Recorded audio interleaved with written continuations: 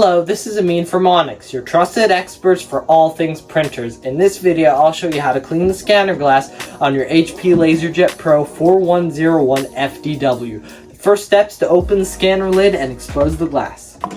We are Onyx Imaging. We are the highest rated and most reviewed printer service center in Oklahoma. Next, you'll need a glass cleaner and a lint-free cloth. Do not spray the glass directly on the scanner glass, as this may damage it. Instead, spray some glass cleaner on the cloth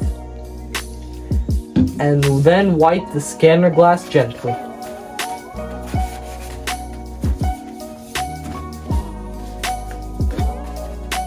If you are using the automatic document feeder, the ADF, and you see some defects on your scanned documents, you may need to clean the small strip of glass next to the scanner glass.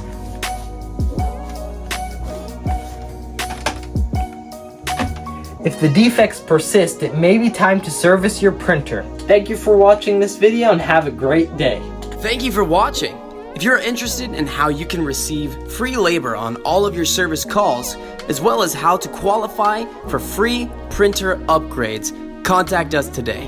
We are here for all of your printer and office supply needs.